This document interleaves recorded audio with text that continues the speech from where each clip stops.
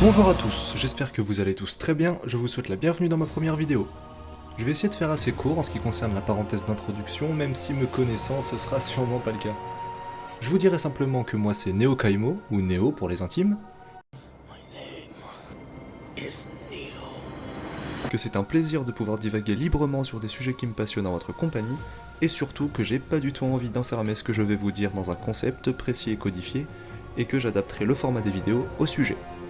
D'ailleurs, Avatar le dernier maître de l'air, le sujet d'aujourd'hui, sera également celui d'au moins 8 des prochaines vidéos, car à l'image des 4 peuples qui coexistent dans Avatar, je vais découper mon analyse de cette série en 4 parties, auquel viendra s'ajouter un projet vidéo en 5 parties sur la légende de Korra. Donc pour faire simple, je dirai Avatar en parlant de Last Airbender et Korra pour parler de sa légende. Vous pourriez légitimement me demander pourquoi une analyse en 4 parties sur Avatar et en 5 parties sur Korra, tout simplement parce que je fais ce que je veux. Juste avant de rentrer dans le vif du sujet, je tiens à préciser que je vais considérer que vous avez tous vu la série en entier au moins une fois. Donc vous l'aurez compris, alerte spoiler. Même si en réalité je spoil pas tant que ça, je préfère surtout ne pas prendre de risques et ne pas être limité dans mon analyse, donc vous voilà prévenus. Pour l'heure, concentrons-nous sur le sujet du jour, Avatar, le dernier maître de l'air. L'eau, la terre, le feu, l'air. Il y a très longtemps, ces 4 peuples vivaient en harmonie. Mais un jour, la nation du feu décida de passer à l'attaque.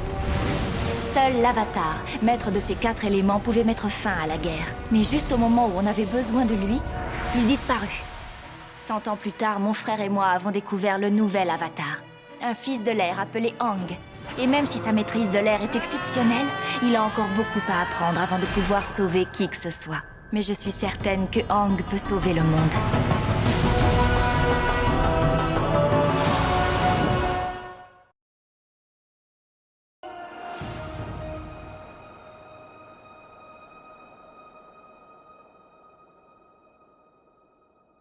Avatar le dernier maître de l'air est une série télévisée d'animation américaine en 61 épisodes de 24 minutes, créée par Michael Dante DiMartino et Brian Konietzko. Diffusée entre le 21 février 2005 et le 19 juillet 2008 sur Nickelodeon, en France, la série a été diffusée à partir du 27 août 2005 sur TF1 dans l'émission TF Jeunesse. Peut-être que ça se lit TF1 Jeunesse, mais moi je vois un point d'exclamation, je dis point d'exclamation. La série ayant trouvé son public, elle est rapidement devenue une licence assez lucrative, ayant été déclinée en comics de globalement bonne qualité, surtout La Recherche, en film que nous préférons tous oublier, et le 14 avril 2012, une suite a même vu le jour, The Legend of Korra, que je suis en train de revoir afin d'en parler prochainement parce qu'il y a énormément à dire sur le sujet, autant en positif qu'en négatif. Mais restons sur Avatar et voyons en très gros de quoi ça parle.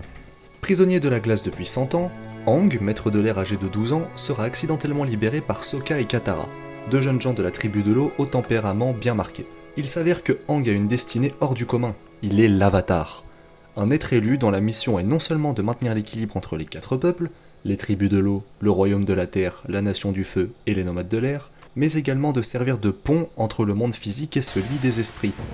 Voilà, résumé volontairement très bref car encore une fois je considère que vous avez tous vu la série. Rentrons maintenant dans le cœur de l'analyse d'Avatar, le dernier maître de l'air.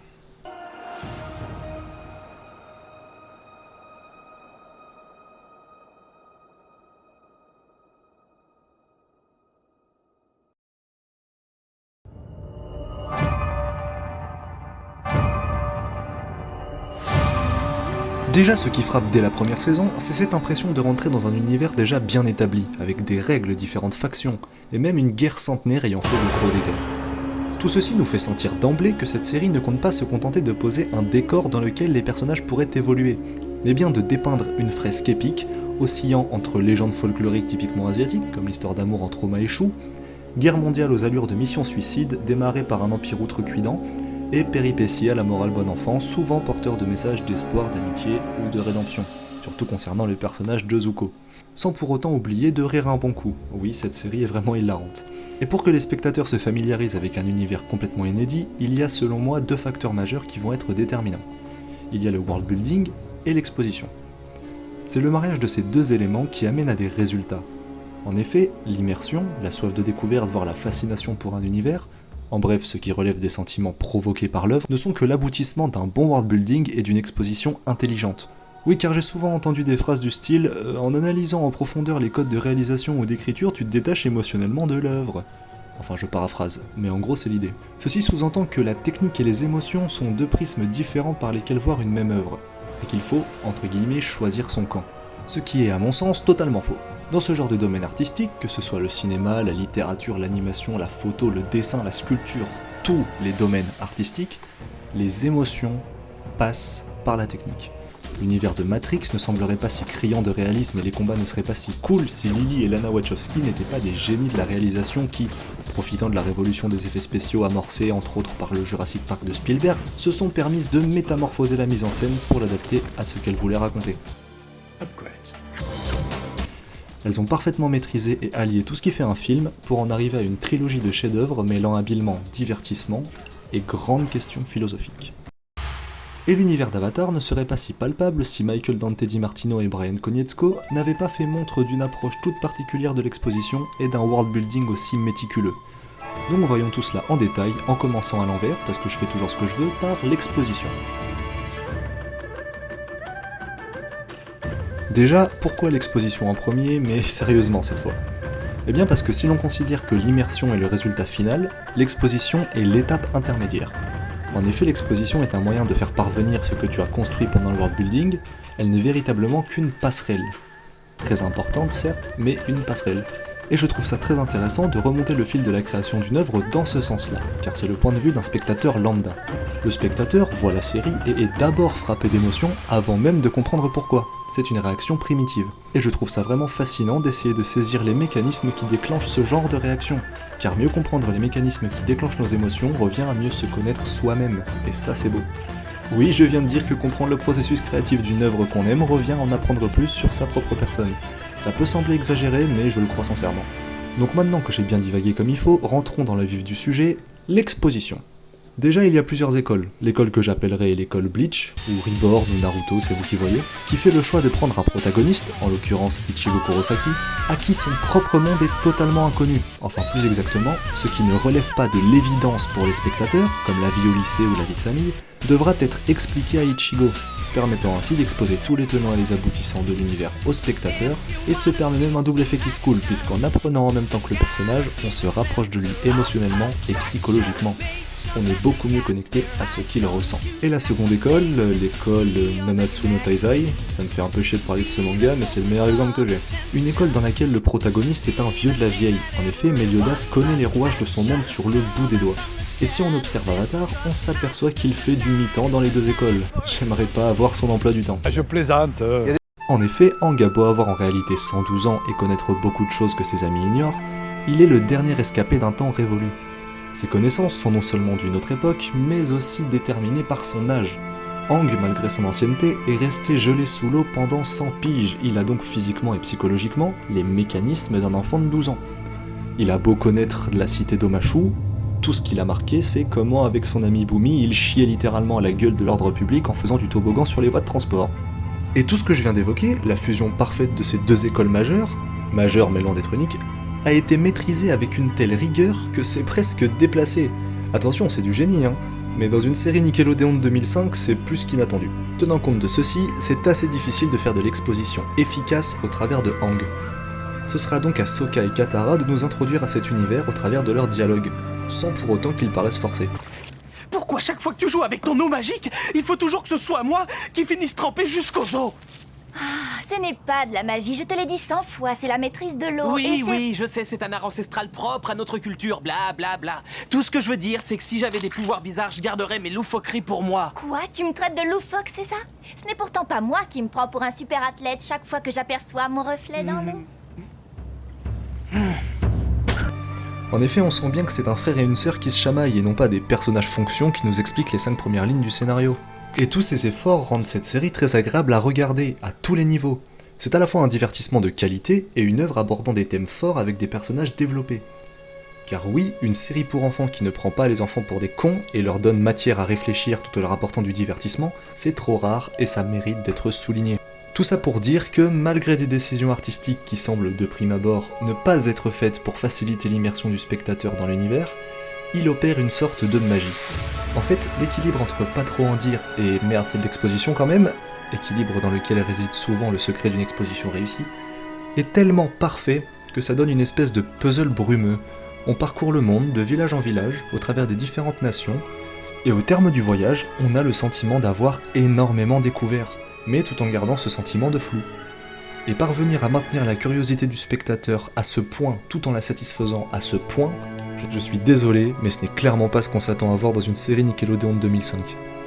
Et ce genre de choix artistique presque étrange se multiplie tout au long de la série, et les nombreux voiles de mystère qui jalonnent l'univers d'Avatar participent grandement à rendre l'univers tangible et crédible. Ne serait-ce que le concept même de l'Avatar, c'est un mystère. Comment le premier Avatar est né? Pourquoi? Combien d'Avatars y a-t-il eu avant Aang? Ces questions font selon moi partie intégrante du sel de la série. On ignore qui est le premier Avatar, et tant mieux parce qu'on s'en fout. Les questions qui nous tiennent en haleine ne relèvent pas de cet ordre.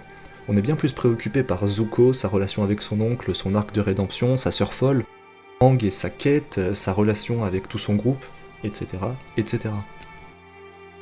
Enfin, bien qu'il y participe grandement, l'exposition ne reste qu'un moyen de faire parvenir tout ton univers au spectateur. Le processus de création mécanique d'un univers s'appelle le world building. Et devinez quoi, c'est ce dont on va parler tout de suite. Déjà, commençons par définir le world building qui sera aussi une notion importante pour Korra. Le world building désigne le processus d'écriture qui vise à construire un univers fictif. Vu comme ça paraît évident. Mais ce qu'il faut bien comprendre, c'est que le world building est une étape à part entière du processus de création d'une fiction. Un véritable prodige de l'écriture ou du développement de ses personnages peut être totalement perdu une fois confronté à cette étape. Un world building bien fait et cohérent, au-delà de permettre au spectateur de suspendre sa crédulité sans difficulté, permet surtout au scénariste de s'appuyer sur une logique préétablie et propre au monde en question, afin d'imaginer des extensions d'univers au fil des épisodes, tout en conservant la cohérence et la logique propre à son univers. Et si le world building d'Avatar est aussi solide et cohérent, c'est en partie parce qu'il est le fruit d'un travail de recherche et de retranscription très pointu, chose assez rare pour l'époque et dans ce genre de série. Et oui, Avatar fourmille d'une multitude de références culturelles et historiques, et toutes les nations sont inspirées d'une culture asiatique différente. Et quand je dis inspiré, c'est pas ils ont tapé chinois d'il y a longtemps sur Google Images, ils ont recopié le design du premier qui passe et puis c'est marre. Non, là ils ont pris le temps, environ 6 ans, de se renseigner sur tous les peuples dont ils s'inspirent et les retranscrire en adaptant à son propre univers, et franchement ne pas se limiter à une vision occidentale de l'Asie, c'est un effort que beaucoup d'œuvres ne font pas et qui est très appréciable.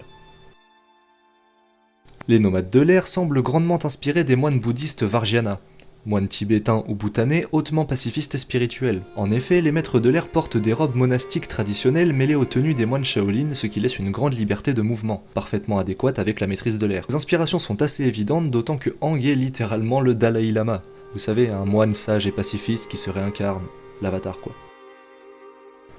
Les mouvements de maîtrise de l'air, quant à eux, semblent inspirés du style Bagua ou Baguazhang, recherchant la décontraction et la fluidité dans le geste, avec une préférence manifeste pour l'utilisation d'énergie et un refus de la force physique. Le Bagua se distingue par l'utilisation marquée de la paume de main et des mouvements circulaires. Des rotations. Les tribus de l'eau sont inspirées des Inuits et de certains peuples autochtones habitant les régions arctiques asiatiques. Ça ressort surtout au niveau de leurs armes, qui sont de toute évidence conçues avec les moyens du bord, et leurs vêtements très chauds. Pour les mouvements de maîtrise de l'eau, on retrouve le style Tai Chi, style martial qui insiste sur le développement d'une force souple et dynamique. Selon les pratiquants de cet art, les muscles ne servent qu'à faire circuler l'énergie du corps, et la contraction de ces derniers empêcherait cette énergie de circuler de façon optimale. Le principe est de rester très souple et de réutiliser la force de l'adversaire. Le royaume de la Terre semble inspiré de la Chine, de par les vêtements traditionnels portés selon la caste d'appartenance et la référence évidente au conflit sino-japonais. On peut également noter une densité de population très élevée faisant écho à ce pays. Pour les mouvements de maîtrise de la Terre, on a le style Kung Fu Hungar. Je suis pas sûr de le prononcer correctement, mais on va s'en tenir à cette prononciation. Style qui repose sur l'ancrage solide dans le sol, des attaques puissantes, principalement menées avec les membres supérieurs, de nombreux blocages et aussi le travail de l'énergie interne. Toph Beifong, quant à elle, utilise un style particulier, dérivé du style Chugar de la menthe religieuse du Sud, qui sera également utilisé dans Korra pour les Metal Benders, normal quand on sait que c'est cette dernière qui a inventé la maîtrise du métal. Alors, la Nation du Feu, je pensais qu'elle était à l'origine inspirée du Japon, en référence à son passé assez sombre d'envahisseur et encore une fois aux multiples guerres sino-japonaises de ces temps sombres, mais en analysant les tenues et les ornements royaux des Fire Lords, cela semble puiser son inspiration dans la haute noblesse chinoise de la dynastie Guan, et les tenues civiles quant à elles ressemblent pas mal aux tenues traditionnelles thaïlandaises, en plus d'être cohérents compte tenu du climat tropical de la Nation du Feu. Et pour les mouvements de maîtrise du feu, c'est inspiré du style de Kung Fu Shaolin, des postures très larges, des déplacements amples, les techniques s'enchaînent sans temps mort, la force alternant à la souplesse à l'instant de l'impact. L'accent est mis sur la coordination des mouvements avec la taille. Avec tout ça, on comprend mieux les 6 ans de pré-production. Le travail de recherche et de retranscription avec fidélité a été accompli avec une passion qui saute aux yeux. Je pourrais vous détailler chaque pan de cet univers, mais ce serait pas forcément pertinent ici, même si je dois quand même en placer une, pour le monde des esprits à l'ambiance vraiment ésotérique et occulte, nous donnant l'impression d'être dans un endroit différent à chaque visite. Mention spéciale également à Ba Sing Se, la capitale du royaume de la Terre, qui doit certainement avoir flippé en lisant Shingeki no Kyojin au vu du mur circulaire entourant la cité, mais surtout une ville qui critique énormément la distinction par niveau social, allant même jusqu'au port de différents vêtements pour afficher leur caste. Quoi qu'il en soit, le world building a été vraiment très bien exécuté. On y croit à cet univers et on y devient très vite accro. Mais même si l'univers d'Avatar et son exposition c'est du 10 sur 10, qu'en est-il des personnages ? Eh bien c'est ce que nous verrons dans la suite de notre rétrospective des qualités d'Avatar le dernier maître de l'air. Sur ce, je vous souhaite une bonne journée, une bonne soirée, une bonne vie, et n'oubliez pas... Je suis un énorme ours ornithorynque violet de 4 mètres de hauteur avec des cornes roses et des ailes en argent massif.